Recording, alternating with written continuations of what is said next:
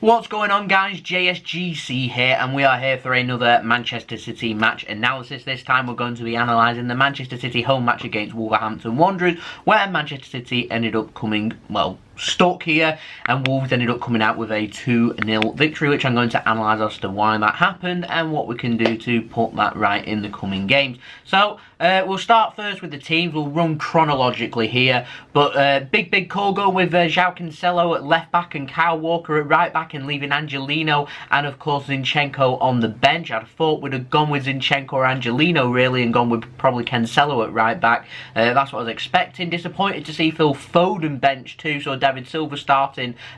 We saw Raheem Sterling, Riyad Mahrez, Sergio Aguero up front, and Ilkay Gundogan in a little middle hole where you would normally find Kevin De Bruyne. But it was a strong team from Manchester City with some big calls, a bold team there from Pep. For Wolves, strongest 11 they went for, in my opinion, a midfield of Neves, Dendoncker, Moutinho, Catrone and Jimenez up front. It's a decent team, Wolves. They've got players like Bowley, Connor Cody, Patricio in there. They're a difficult team to break down. They're a stubborn team. They're a team that you kind of need to get on top of early and put them under pressure. Let's face it, Wolves have been very disappointing at times this season. Started to, over the last week or so, look a lot more like their old selves, which is unlucky with how it's fallen with City playing them, but I'd still expect City to have enough quality here to be able to, score goals here and put Wolves under pressure. So first half, 3 big chances, none for Manchester City in the first 25 minutes or so. That's really disappointing. None of them were punished by Wolves, quite crucially.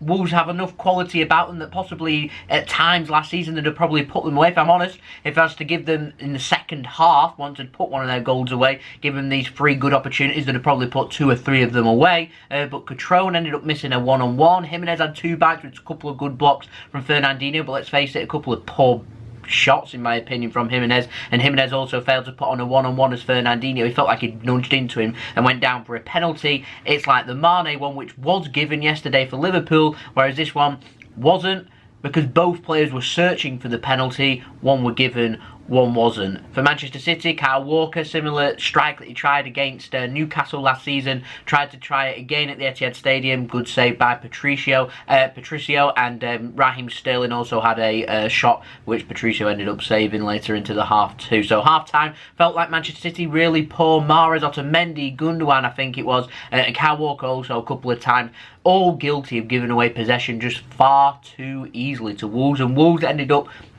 snatching at the chances really, and ended up putting them wide or getting blocked or going down and taking one touch too many. They'll be disappointed. There should have been 1, maybe 2 goals up by half time. They were building up well. They just looked low on confidence up front, which was good for Manchester City because we weren't playing particularly well yet. We went in at half time 0-0. We saw this against Dinamo Zagreb, step it up in the second half, get the goals, and that's what we look for. Nicolas Otamendi, I did make a note, looked just all over the place. He keeps stepping out. He keeps doing it.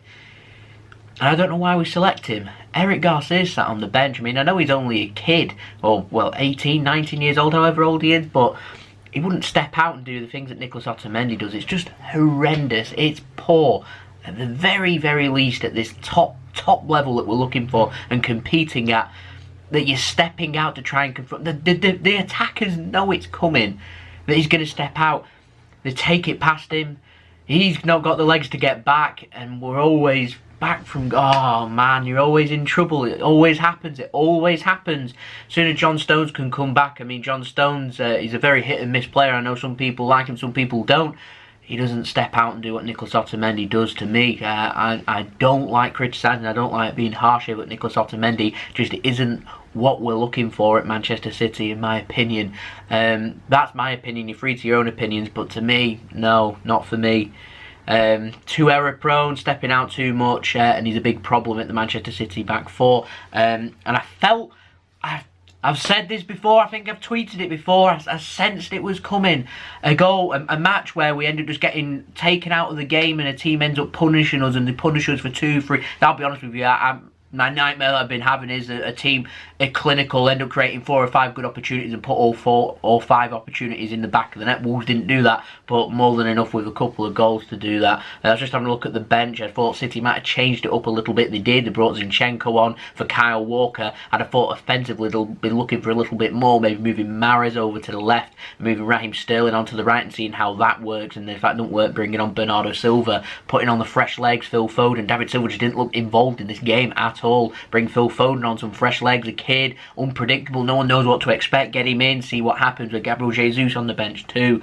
Oh man, it just weren't clicking at all for City. Second half, like I said, Zinchenko, Jesus, Bernardo Silva came on, creating a couple of good opportunities. One of the best ones, Jesus, beautiful little dummy, plays a pass in Bernardo Silva. Is it Bernardo Silva? I think it was cut across to. It was cut across to somebody anyway, and a shot came in. And it was blocked, I think it was, by Sergio Aguero, and that was the closest City game came, really. It was just weren't working. Match against Zagreb, I always got the feeling that we was going to score goals, whereas with this game, I'll be honest, I didn't particularly have that feeling, and we could give us an extra 90 minutes. I couldn't confidently tell you that City had scored goals. For some reason, it just wasn't clicking and it wasn't working. It was just one of them games where we just needed to get something new out there.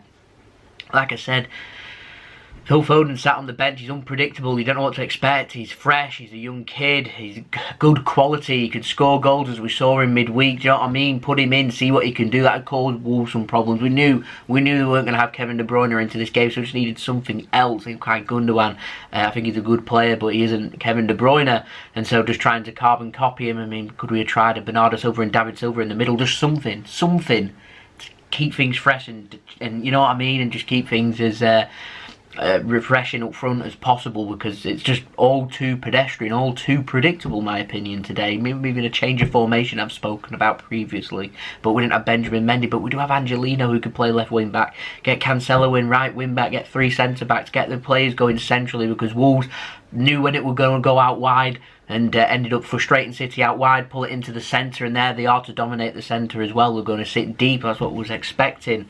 It's just really disappointing, really disappointing.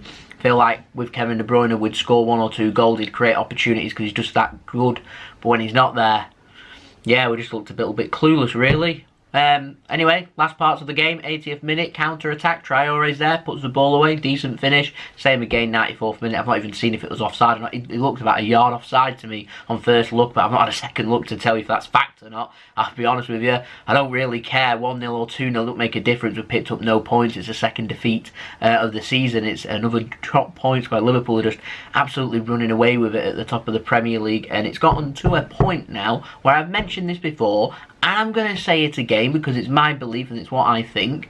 I think we should be taking the competitions seriously this season. I know we won the domestic treble and won the League Cup and FA Cup, and I'd be taking them extremely seriously again this season, and I'd be taking the Champions League seriously as well, because I'll be honest with you, I know a lot of people don't like Liverpool. There's no denying the quality and how good they are, and they are more than capable of accumulating the same amount of points as what they accumulated last season. My concern is, are City capable of accumulating the points that tally that they've accumulated over the last couple of seasons?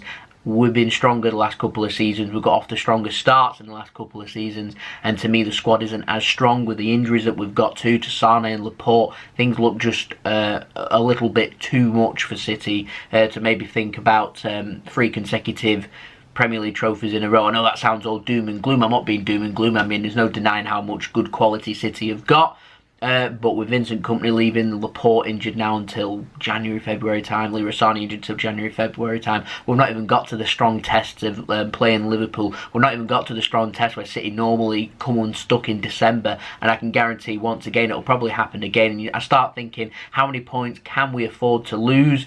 At the moment, it's getting to a point where I'm thinking that we're looking for around 31, 32 wins, and it's already, you know what I mean? You see where I'm going with this? It's really difficult for City here, which is why I'd start thinking about everything else and trying to make a success of the season. Just because City finished second, for example, this season isn't a dreadful season. I think Liverpool's a fantastic team. Finish second is what it is. We've got to move on and hopefully try and improve next season. But the performances that we're putting so far this season, including today, it's not near the level. We know the level that we need to win the Premier League. Be honest, you need to be honest. The performance against Tottenham, nothing wrong with it. Just fell unlucky, a little bit suspect on the defending. The defeats against Norwich and today against Wolves are just things that you cannot afford when you're looking for the Premier League title. And Liverpool, while they seem to have all the luck and all the VAR and bias that everyone always looks towards, I think we need to have a stronger look at ourselves, really, and look at why we've not ended up winning games, in particular, as we mentioned in this video today, because allowing Wolves too much space, allowing them 4 or 5 not just good opportunities. These are opportunities that, to be honest, if you're on the ball, you'd be putting 4 or 5 of them opportunities in the back of the net, and perhaps they should have. There's a room for improvement for Wolves. They played a perfect game, and City just looked absolutely clueless. I mean, just look at the stats: 76% to Wolves, 24% possession.